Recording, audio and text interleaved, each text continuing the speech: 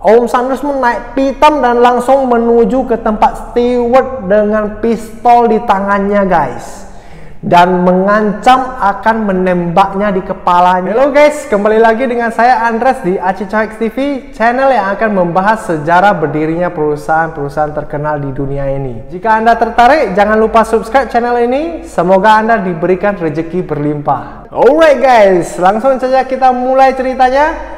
Pada video kali ini saya akan menceritakan sejarah berdirinya ayam goreng paling terkenal sejagat guys. Logo apa ini guys? Yes, ini adalah KFC atau Kentucky Fried Chicken. Pasti semua orang tahu logo itu ya. Tapi tahukah Anda wajah siapa yang ada pada logo tersebut? Nah, pasti banyak dari Anda yang belum mengetahui siapa sebenarnya orang tersebut ya. Maka dari itu saya akan menceritakannya kepada Anda semua. Hope you guys enjoy the video. Tapi sebelum itu mari kita saksikan dulu intro yang mau lewat satu ini.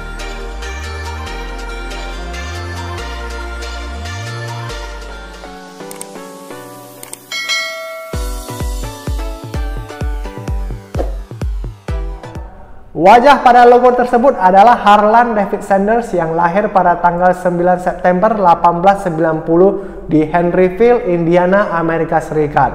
Dia adalah anak pertama dari 3 bersaudara.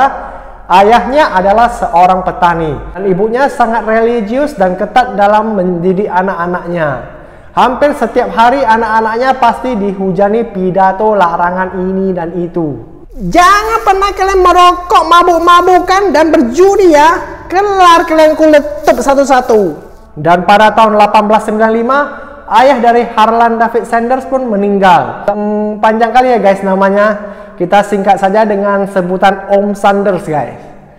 Jadi setelah ayahnya meninggal, ibunya pun terpaksa bekerja di pabrik pengalengan tomat. Oleh karena hal tersebut, Om Sanders lah yang bertugas menjaga adik-adiknya dan juga memasak buat mereka. Oleh karena hal tersebut, Om Sanders lah yang harus bertugas untuk menjaga adik-adiknya dan juga memasak untuk mereka. Bayangin aja ya guys, Om Sanders yang pada saat itu hanya berumur 5 tahun guys, sudah disuruh menjaga adik-adiknya dan memasak untuk mereka. Luar biasa memang Om Sanders ini. Sugoi! Dan pada usianya yang ke-7, Om Sanders pun sudah mahir dalam mengolah roti, sayuran, dan tentunya juga daging guys. Di usianya yang ke-10, Om Sanders pun mulai bekerja untuk pertama kalinya di ladang pertanian tetangganya. Dan pada tahun 1902, ibunya menikah lagi dengan pria yang bernama William Broadus. Dan mereka sekeluarga pun pindah ke Greenwood, Indiana. Di tahun 1903, Om Sanders yang masih duduk di kelas 1 SMP pun memilih untuk keluar dari sekolahnya dan lebih fokus pada bekerja di pertanian tetangganya. Beberapa saat setelah itu, Om Sanders pun memilih untuk keluar dari rumah karena tidak cocok dengan ayah tirinya itu. Sejak itu, Om Sanders pun tinggal bersama pamannya di daerah Indiana. Dan dalam kurun waktu 1903 sampai dengan 1910, Om Sanders pun telah menjalani begitu banyak pekerjaan. Mulai dari membantu pamannya sebagai kernet, jadi tukang cat kargo, petani, pernah masuk militer, jadi asisten di bengkel besi, pembersih tungku kereta api, pemanas tungku kereta api, dan bahkan sebagai buruh. Apapun alasan kenapa Om Sanders sering banget pindah kerjaan itu adalah karena sifat dia yang sangat temperamental, keras kepala, dan juga susah diatur guys. Bahkan dia sering terlibat perkelahian dengan sesama rekan kerjanya. Sampailah di tahun 1910, Om Sanders pun menikah dengan Josephine King yang dikenalnya saat bekerja di kereta api. Sanders pun langsung dianugerahi seorang anak laki-laki yang bernama Harlan Jr. dan 2 orang perempuan yang dinamakan Margaret Sanders dan Mildred Sanders Ruggles. Setelah itu, Om Sanders pun bekerja sebagai pemanas tungku kereta api, dan pada malam harinya biasanya Om Sanders akan belajar tentang hukum untuk mengisi waktu kosongnya. Tetapi tidak lama setelah itu, Om Sanders pun lagi-lagi dipecat karena berkelahi dengan rekan kerjanya guys. Dan terpaksa dia pun harus pindah kerjaan ke stasiun sebelahnya. Karena kesulitan ekonomi, Om Sanders pun terpaksa menitipkan istri-istri dan anaknya kepada mertuanya. Sementara itu, Om Sanders keluar dari pekerjaannya di stasiun kereta api dan mencoba untuk memulai bisnis jasa hukumnya, guys. Jadi selama 3 tahun berlangsung, jasa hukumnya itu lumayan menghasilkan, guys. Dan dia pun memindahkan keluarganya kembali untuk tinggal bersama dia. Tak lama berselang setelah itu, karir Om Sanders di bidang hukum pun harus hancur karena perbuatannya sendiri. Om Sanders lagi-lagi kehilangan kesabaran dan bahkan berkelahi dengan kliennya sendiri di persidangan, guys. Bayangin aja, guys, berkelahi persidangan dengan kliennya. Apa pula cerita, kan? Akibat dari kejadian konyol tersebut, tidak ada lagi yang mau memakai jasa dia, guys. Om Sanders dan keluarganya pun terpaksa harus kembali ke kampung halamannya di Henryville dan tinggal bersama ibunya kembali. Di masa tersebut dari tahun 1916 sampai dengan 1920, Om Sanders pun berganti-ganti pekerjaan lagi, mulai dari jadi buruh stasiun, jadi sales di Prudential, dan yang akhirnya dipecat lagi gara-gara sifat temperamentalnya, melawan atasan dia, dan pindah lagi jadi sales asuransi di Mutual Benefit. Akhirnya sampai pada tahun 1920, Om Sanders dan temannya mencoba mendirikan bisnis kapal feri di sekitaran Sungai Ohio. Dan bisnis tersebut pun boleh dibilang sukses, guys. Tapi Om Sanders yang keras kepala pun lagi-lagi terlibat cekcok dan tidak betah di sana. Dia pun menjual sahamnya di bisnis tersebut dan mendapatkan uang sekitar 330 juta rupiah. Kalau nilainya di zaman now itu sekitar 5 miliar, guys. Itu udah besar sekali ya, guys ya. Dan di tahun 1923, Om Sanders memakai uang tersebut untuk modal bisnisnya yang baru, yaitu lampu Estilane. Saya pun baru pernah mendengar lampu tersebut ya, guys ya. Ini adalah jenis lampu yang memakai bahan kimia untuk menghidupkannya, guys. Ntar bakal saya taruh gambarnya di sini ya, guys ya. Mudah-mudahan ada gambarnya, guys.